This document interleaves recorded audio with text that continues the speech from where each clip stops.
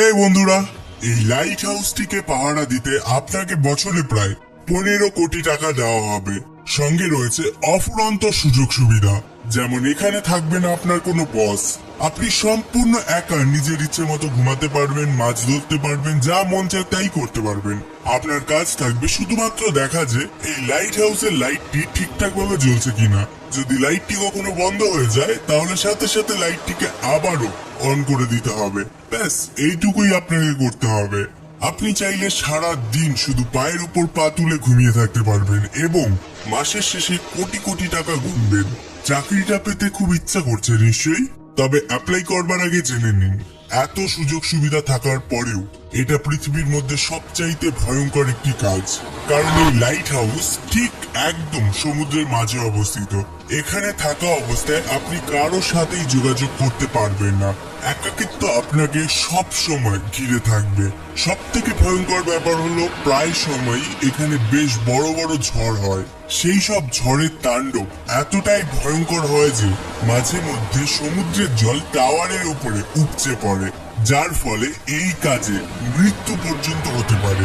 আরো কি কি মহা বিপদ এখানে পথ পেতে রয়েছে তা একটু পরেই জানতে পারবেন।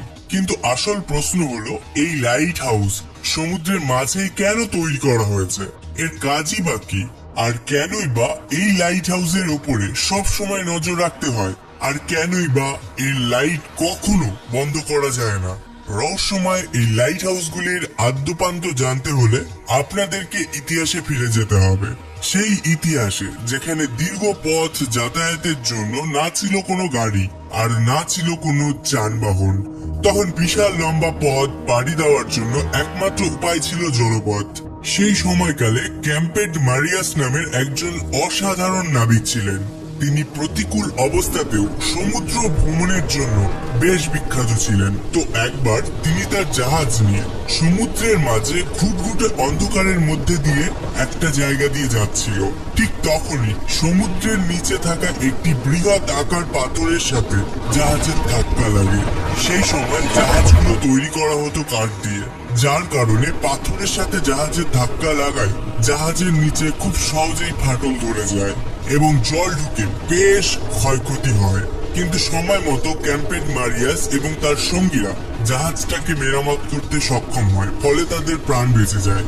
এই দুর্ঘটনার পরেই ক্যাম্পেড মারিয়াস এর একটি সমাধান খুঁজতে থাকেন। তিনি এমন কিছু তৈরি করতে চাইছিলেন যার মাধ্যমে জাহাজের নাবিকেরা এই সব বিপদ থেকে আগে থেকেই সতর্ক হতে পারবে। কিন্তু এখানে মহা দুশ্চিন্তার কারণ হয়ে দাঁড়ায় প্রশান্ত মহাসাগরের বিশালতা। কারণ প্রশান্ত মহাসাগর এতটাই বড় আর বিশাল যে যদি 7টা মহাদেশের সম্পূর্ণ ভূমি একত্র করা হয় তবুও প্রশান্ত মহাসাগরের আয়তনই বেশি থাকবে। হাজার হাজার বছর আগে যখন নাবিকেরা এই বিশাল সমুদ্র পাড়ি দিয়ে যাতায়াত করত, তখন তাদের সমুদ্রের নিচে থাকা কোনো কিছু সম্পর্কেই কোনো ধারণা থাকতো না। এমনকি তাদের সামনে থাকা রাস্তা সম্পর্কে তাদের কোনো আইডিয়া থাকতো না। সেই সময় পথ নির্দেশনার জন্য কোনো রকম প্রযুক্তি ছিল না যেটা তাদেরকে রাস্তা চিনতে সাহায্য করবে। মূলত সেই সময় নাবিকদের সমুদ্র পাড়ি দেওয়ার জন্য সূর্যের দিকে কিংবা চাঁদ অথবা তারার উপরেই নির্ভর করতে হতো। আর এই দিক নির্দেশনার সমস্যা থেকেই অনেক সমস্যার সৃষ্টি হতো, যেমনটা ক্যাপ্টেন এলিসের সাথে হয়েছিল। একবার ক্যাপ্টেন এলিস তার নাবিকদের সাথে প্রশান্ত মহাসাগর পাড়ি দিয়েছিলেন। তো একদিন রাতে হঠাৎ করে ঝড় শুরু হয়, পুরো আকাশ ঢেকে যায় কালো মেঘে। স্বাভাবিকভাবে আকাশের সব তারাও মেঘের নিচে ঢাকা পড়ে যায়, যার কারণে প্রচন্ড ঝড়ের মধ্যে তারা রাস্তা হারিয়ে ফেলে। যখন সকাল হয় তারা দেখতে পায় বিশাল সমুদ্রের মাঝে তারা হারিয়ে গেছে। তাদের কাছে তখন খাওয়ার জন্য কিছুই ছিল না, এমনকি খাওয়ার জন্য জল অবধি ছিল না। ক্ষুধা ও তৃষ্ণায় নাবিকদের অবস্থা বেশ খারাপ হয়ে যায়। তারা সমুদ্রের বিশাল জলের মধ্যে থেকেও জলের অভাবে তৃষ্ণায় কাতর হয়ে গিয়েছিল, যার ফলে অনেক নাবিক মারা গিয়েছিল। এরপর অনেক কষ্টে অনেকদিন পর ক্যাপ্টেন তীরের দেখা পায়। এরপরেই মূলত লাইট হাউস তৈরির যাত্রা শুরু হয়। মিশরের ভূমধ্যসাগরের পাশেই ছিল আলেকজান্দ্রিয়া। সেই সময় সেখানকার শাসক ছিলেন টলেমি দা সেকেন্ড ফিলাডেলফিয়া। কিন্তু এই রাজ্যের জন্য সেই সময়ের সব থেকে বড় সমস্যা ছিল তাদের অবস্থান বা লোকেশন। আপনি যদি এই ছবিটা একটু ভালো করে লক্ষ্য করেন তাহলেই বুঝতে পারবেন এই শহরের মধ্যে প্রবেশের জন্য এই সরু পথ দিয়েই তাদের যাতায়াত করতে হতো। আর এই জায়গার আশেপাশেই অনেক বড় বড় পাথর ছিল, যার ফলে এই শহরে বাণিজ্য করতে আসা জাহাজগুলো যখনই এই রাস্তা পার হতো তখনই খুব সহজেই পাথরগুলোর সাথে জাহাজগুলো ধাক্কা লাগতো। আর এর ফলে কখনো কখনো এইসব জাহাজগুলো ডুবে যেত কিংবা বড় ধরনের কোনো ক্ষয়ক্ষতির সম্মুখীন হতো। তাই দিন দিন এই রাজ্যের বাণিজ্যিক জাহাজ কমে যাওয়ার কারণে রাজ্যটি অর্থনৈতিক দিক থেকে অনেকটা পিছিয়ে পড়তে থাকে।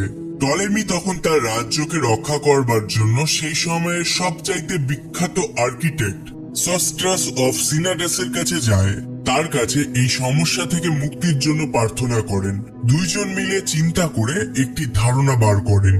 সেই ধারণাটি ছিল সমুদ্রের জলের উপর তারা এমন এক দুর্গ গড়ে তুলবেন যার উপরে থাকা আলোক রশ্মি সমুদ্রে থাকা জাহাজগুলোকে গাইড করবে।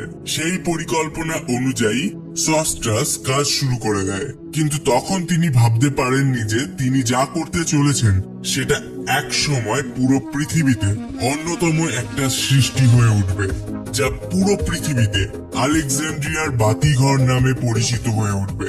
আলেকজান্দ্রিয়ার এই লাইট হাউসের উচ্চতা ছিল 384 ফুট। এটা পুরোটাই বানানো হয়েছিল সাদা মার্বেল পাথর দিয়ে। এই লাইট হাউসের মাথার উপরে সেই সময় প্রতিনিয়ত আগুন জ্বালিয়ে রাখা হতো, যার জন্য এই লাইট হাউসে সবসময় তেল আর কাঠের যোগান দিতে হতো। এমনকি এই লাইট হাউসকে পরবর্তীকালে পৃথিবীর 7ম আশ্চর্যের একটি হিসাবেও স্বীকৃতি দেওয়া হয়। শুধুমাত্র এর উচ্চতার জন্যই এটা বিখ্যাত ছিল না, সেই সাথে ছিল এর অসাধারণ ডিজাইন। মূলত সস্ট্রাটাস আলোর রশ্মি বা তীব্রতা ছড়িয়ে দেওয়ার জন্য সেই সময় আয়না বা লেন্স দিয়ে একটি ডিজাইন তৈরি করে, যাতে করে এই লাইট হাউসের আলো অনেক দূরে থাকা জাহাজের নাবিকদের পথ দেখাতে পারে।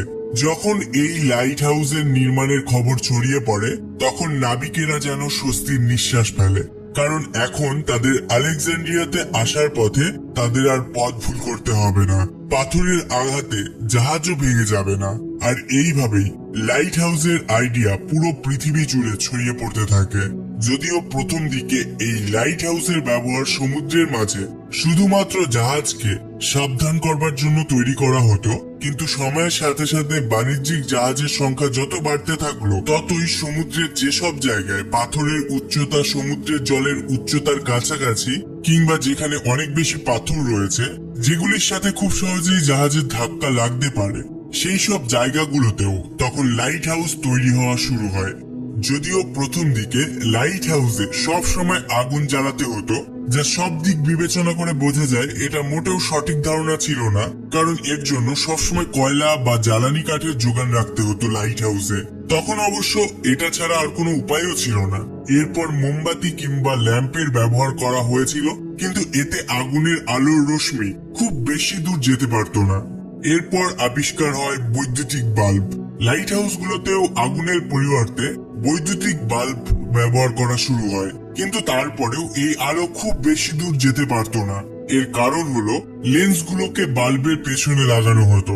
এরপর বিজ্ঞানীরা আবিষ্কার করেন যদি বৈদ্যুতিক বাল্বগুলোকে লেন্সের সামনে বসানো হয় তাহলে আরো বেশি দূর পর্যন্ত আলোর রশ্মি পৌঁছাতে পারবে। কিন্তু বিজ্ঞানীরা খুব তাড়াতাড়ি বুঝতে পারেন যে লেন্সগুলোতেও বেশ সমস্যা আছে, কারণ তখনকার লেন্সগুলো ছিল খুবই মোটা। আর ঠিক তখনই ফ্রান্সের একজন বিজ্ঞানী আগাস্টিন জিন ফ্রেসলেন এক বিশেষ ধরনের লেন্স আবিষ্কার করেন। তার বানানো এই বিশেষ লেন্সের মধ্যে দিয়ে আসা সমস্ত আলো সরাসরি গিয়ে একটি পয়েন্টে মিলিত হতো, যার ফলে বৈদ্যুতিক বাল্বের আলো খুব সহজেই নির্দিষ্ট একটা পয়েন্টে অনেক দূর পর্যন্ত পাঠানো যেত। এই লেন্সগুলোকে ফ্রেসনেল লেন্স বলা হয়। বর্তমান সময়ে প্রায় সব লাইট হাউসেই ফ্রেসনেল লেন্স ব্যবহার করা হয়। লেন্সের এই আবিষ্কার লাইট হাউসকে এক নতুন রূপ দিয়েছিল, যে কারণে এখনো সমুদ্রের বুকে জাহাজগুলো নিরাপদে যাতায়াত করতে পারে। কিন্তু এই লাইট হাউসকে যারা পাহারা দেয় তারা নিঃশব্দে নিজেদের কাজ নির্জনে করে চলেছে, ঠিক ভূতের মতো। অ্যামাজনের স্নেক আইল্যান্ডে অবস্থিত লাইট হাউসে যারাই কাজ নেয় তারাই সাপের কামড়ে মারা যায়। এখন এই লাইট হাউস মানব শূন্য, কিন্তু কে যেন সেই লাইট হাউসের দেখাশোনা করেই চলেছে।